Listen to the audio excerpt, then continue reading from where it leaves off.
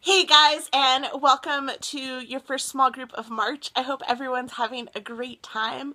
I just wanted to do one announcement, and that is summer camp. Summer camp dates are out, and you're going to find more information about it if you go online at go to crosspoint.com under the youth event sections.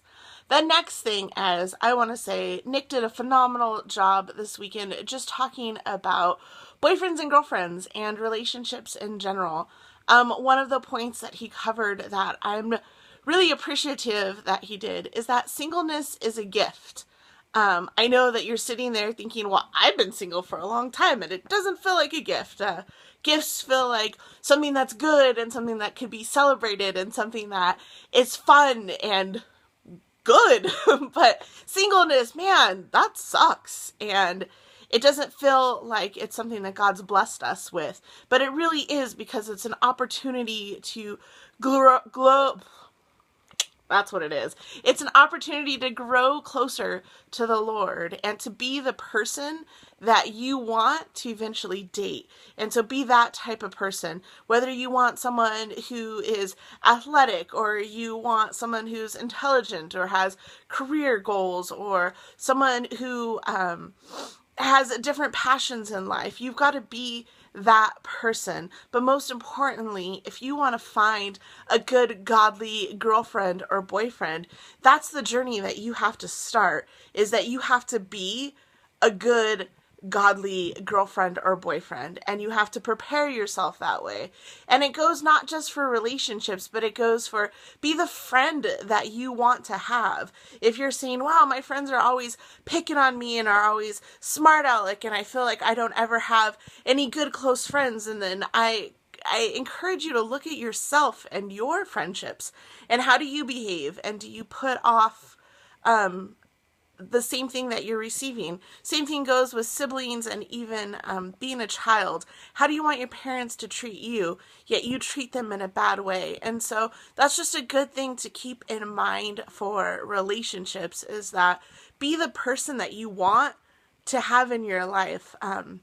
I think about when Joe and I first started dating, and Joe and we would roller skate, and we would do all of these fun things, and we loved music, and we would go to shows, and that was kind of who we were, and so naturally we fit together. But the thing that happens sometimes in marriages and relationships is that as you start dating, your things change, and things that you want change. And even with Abigail here in our life now, things have changed. And so there's potential for people to grow apart. And you say, well, I don't want to grow apart from my boyfriend or from my girlfriend or from my friends.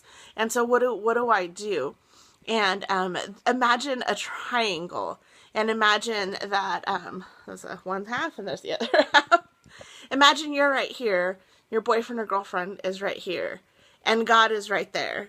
The only way that you guys are going to get closer and have a deeper relationship that's going to last a long time is if you become closer with God. So if one's becoming closer with God and one is becoming more distant from God, then you're becoming distant from each other.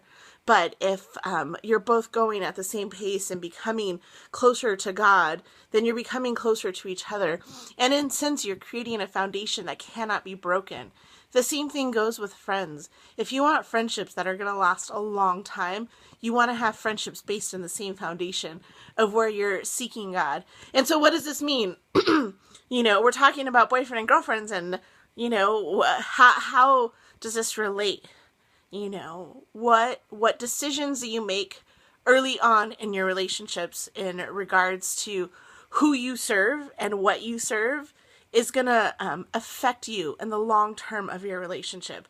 So in your relationship, if you are only serving academics, or you're only serving, different things, you're only serving working out, you're only serving going to concerts, or your guitar, that's the only thing you work at. And then you guys get into this relationship and there's butterflies and, oh, I like you, but there's no foundation built on God. Later, things blow up and you go, I don't know what happened. I don't know where that happened. And it's because your relationship wasn't built on God. And so don't think you're going to get off of the hook, and we're not going to talk a little bit about sex. Here's the thing tonight. Here's the question. I've already got text message from this question. How far is too far? You tell me, and then that's the line that we're going to go to. And I'm not going to tell you that.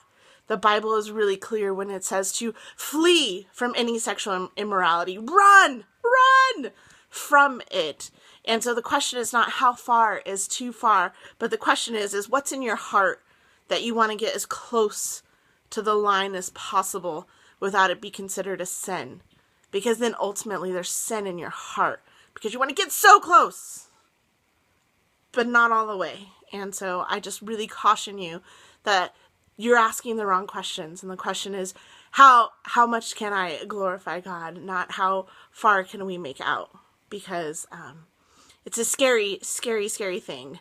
And so I want to caution you on that. Have a great small group discussion. Talk about love and relationships and friendships. And I will see you guys all this weekend. Thank you so much. Bye.